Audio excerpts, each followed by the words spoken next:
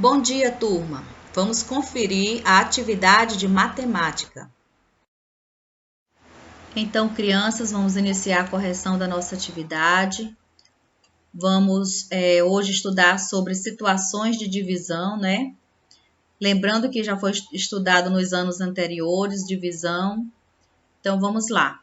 Rogério trabalha em uma editora e precisa separar 48 livros de matemática e 40 livros de língua portuguesa que serão enviados a algumas livrarias. Em cada caixa deve ser colocada a mesma quantidade de livros e, além disso, não pode haver livros de matemática e de língua portuguesa na mesma caixa. Há também a recomendação de que se coloque o máximo possível de livros em cada caixa. Quantos livros Rogério deve colocar em cada caixa e quantas serão necessárias? Então, veja que o Rogério quer é dividir os 48 livros de matemática e os 40 livros de língua portuguesa em quantidades iguais. Será que existe um número que pode dividir essas duas quantidades ao mesmo tempo? Rogério encontrou aqui o número 8. Observe. Como ele descobriu? Ele utilizou os números naturais possíveis, né?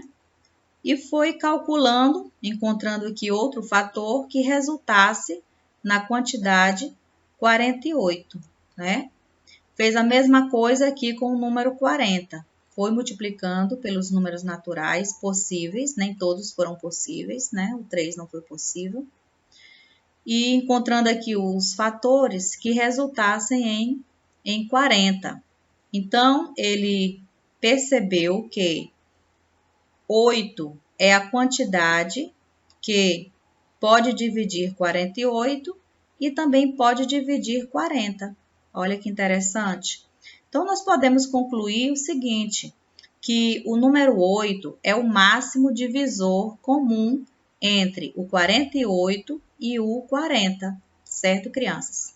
Então, podemos dizer que o 48 é um múltiplo do 8 e que o 8 é um divisor do 48. Podemos dizer que o 40 é um múltiplo do 8 e que o 8 é um divisor do 40.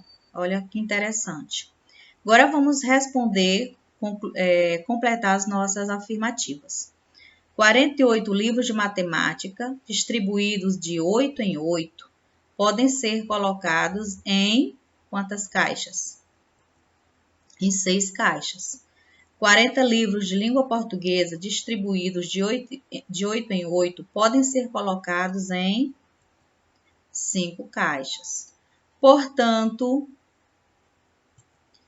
8 livros por caixa. Serão 8 livros por caixa. Ao todo, serão necessárias 5 mais 6, 11 caixas para colocar todos os livros. Certo, crianças? Página 141. Vamos ver aqui alguns exemplos do dia a dia em que se usa a divisão.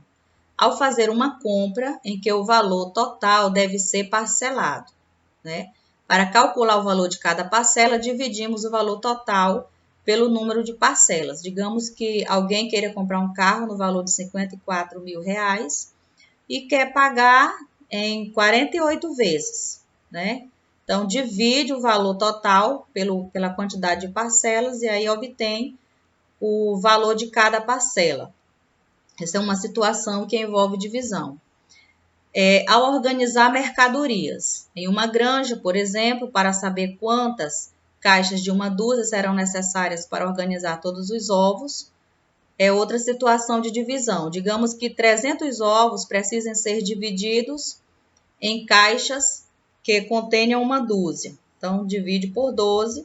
Então, você já sabe que vai precisar de 25 caixas. Ao fazer um trabalho em equipe na sala de aula, né, para saber quantas crianças, quantas pessoas vão ficar em cada equipe, pega o total de alunos, né, e divide de acordo com a quantidade de pessoas que quer, ou a quantidade de equipes que o professor quer, né? Digamos que o professor quer, eu só quero 3 equipes. Então, divide por 3. E aí, cada equipe vai ter 6 componentes. Então, são situações assim que envolvem a divisão. Na página 142, temos continuando algumas ideias da divisão, né? Então, a divisão, crianças, ela traz a ideia de repartir uma quantidade, de distribuir uma quantidade. Então, estas palavras, elas são palavras-chave da divisão, certo? Quando você lê um probleminha, que você vê essas palavras, elas já vão te direcionar, a sua mente já vai entender que já se refere a uma divisão. Então, podemos associar as situações em que usamos divisão à ideia de repartir ou à ideia de medida, né? Exemplos: queremos distribuir 540 laranjas em 45 pacotes, né? Então, precisamos saber quantas laranjas serão colocadas em cada pacote. Então, pegamos a quantidade de laranjas, a quantidade de pacotes que teremos. Então, quantas laranjas ficarão em cada pacote? 12, né? Como você já sabe que a divisão, ela é inversa da multiplicação. E a multiplicação é inversa da divisão. Por que 540 dividido por 45 é 12? Porque 12 vezes 45 é 540, certo? Então, se eu divido, e para mim saber se está correta a minha continha, eu faço a operação inversa, certo? Então, 12 vezes 45 é 540. Isso aqui é uma continha exata. Então, serão colocadas 12 laranjas em cada pacote.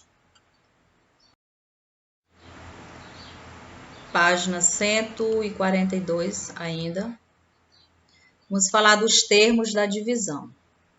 Então, aqui nós temos os termos da divisão, tá? Esse número que vai ser dividido, ele é o dividendo. O número que vai dividir é o divisor. A resposta da divisão é quociente.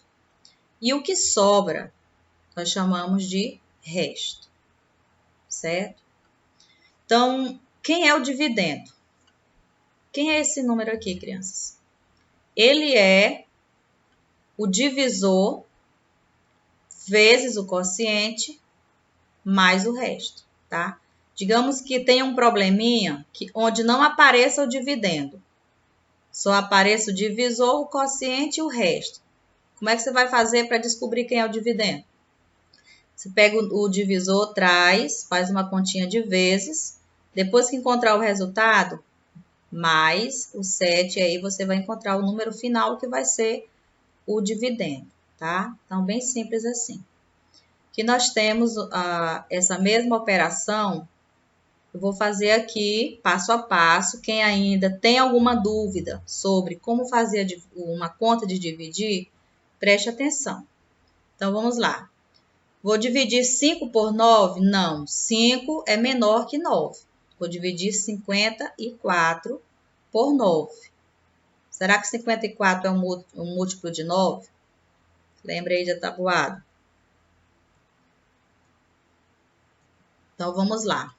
54 dividido por 9 é 6, porque 6 vezes o 9 é 54. Aí faz a continha de menos, 54 para 54 não falta nada. O que eu faço agora? Baixo o 4, que é o próximo número. Observe que 4 é menor que o divisor. Quando isso acontece, você coloca um 0 no quociente para poder baixar outro número, para poder ficar um número ou do mesmo tamanho ou maior que o divisor e aí continuar a continha. Então, 43 dividido por 9, você já sabe que não é exata, porque você conhece a tabuada do 9 e você sabe que não é. Então, 4 vezes o 9 é 36. Então, vamos aqui agora fazer uma continha de menos, né? 3 menos 6, não. 13 menos 6, que dá 7. Aqui já é 3, menos 3 é nada. Então, essa conta, quando ela sobra resto, nós dizemos que ela não é exata, tá? Quando não sobra resto, ela é uma continha exata. Então, vamos conferir essa operação. Como fazer? Como já havia explicado, né? Você pega o quociente, multiplica pelo divisor, olha só, aqui ao lado, quociente. Então, o divisor agora vai multiplicar o resultado do quociente. Encontrado o resultado, pego o resto e somo numa adição, e aí nós temos o resultado final. Então, é assim que nós concluímos se uma operação, se uma divisão está correta, né? Fazemos a divisão e depois tiramos a chamada prova por meio da multiplicação. Certo, crianças?